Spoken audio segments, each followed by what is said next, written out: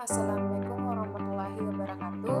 Perkenalkan, nama saya Nur Ainun dengan NIM 862312014.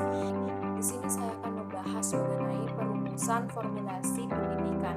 Mengenai hakikat formulasi kebijakan, bahwa formulasi berarti perumusan, sedangkan kebijakan berarti rangkaian konsep dan asas yang garis besar dan dasar rencana dalam pelaksanaan suatu pekerjaan, kepemimpinan, dan cara bertindak.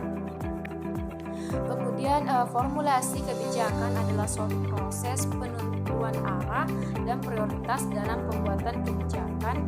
Proses ini melihat dalam pemahaman serta dan masalah identifikasi dalam alternatif solusi, serta memberikan evaluasi dan seleksi alternatif dan juga pemilihan solusi terbaik, dan juga akan diterapkan dalam bentuk kebijakan. Kemudian mengenai komponen formulasi kebijakan.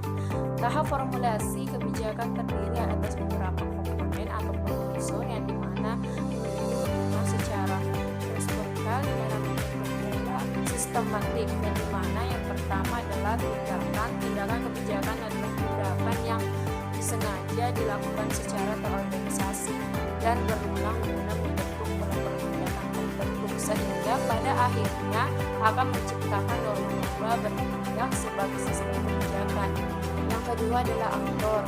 Dalam hal ini orang atau pelaku yang terlibat dalam proses formulasi kebijakan pendidikan, yang dimana akan memberikan dukungan maupun tuntutan serta menjadi sasaran dari kebijakan yang dihasilkan oleh sistem kebijakan. Kemudian yang terakhir adalah orientasi nilai. Proses formulasi kebijakan pada prinsipnya berhubungan dengan proses mengidentifikasi dan menganalisis nilai-nilai yang beraneka ragam, kemudian menentukan nilai-nilai yang relevan. Dan adapun proses formulasi kebijakan, yang dimana yang pertama adalah identifikasi masalah.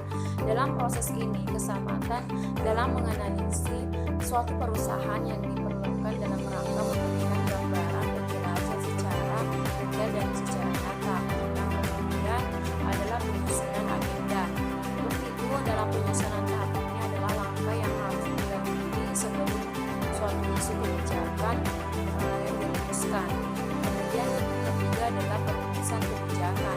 Pada tahap ini, pengusulan dan rumusan kebijakan yang telah disusun melalui organisasi yang diajukan kepada lembaga. Kemudian yang keempat adalah adopsi ataupun pengesahan, yang dimana kebijakan ini memberikan otoritas atau kekuatan hukum dalam bentuk pengesahan kesepakatan yang dibuat secara tertulis. Dan terakhir adalah implementasi kebijakan. Pada tahap ini adalah suatu kebijakan pendidikan, persoalan yang sedang dihadapi, bahwa yang dimana akan memberikan tindakan berupa pembukti dampak dari suatu kebijakan yang ada di lapangan. Dan terakhir adalah aktor formulasi kebijakan.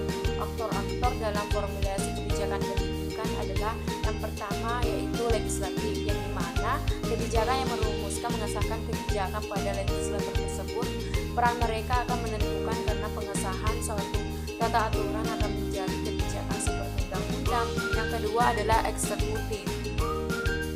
Pada tahap ini, sebagai pelaksana undang-undang sekaligus berperan dalam merumuskan kebijakan agar dirumuskan oleh legislatif yang akan dilaksanakan sesuai dengan faktor kondisional dan situasional yang akan merumuskan kembali kebijakan yang legislatif dalam bentuk kebijakan jabaran. Kemudian yang ketiga adalah administrator.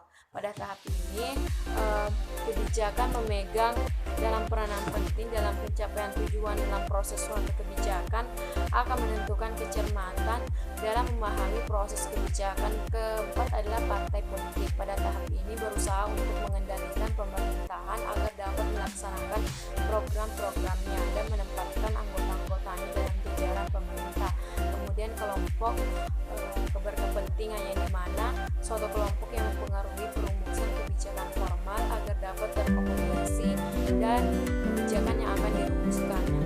Keenam adalah organisasi masyarakat. Hal ini perumusan kebijakan pendidikan ormas memiliki harapan dan aspirasi yang kemudian akan disampaikan kepada para perumus kebijakan formal. Yang terakhir adalah tokoh perorangan. Dalam tokoh perorangan ini adalah berasal dari berbagai bidang seperti keagamaan, politik, ekonomi,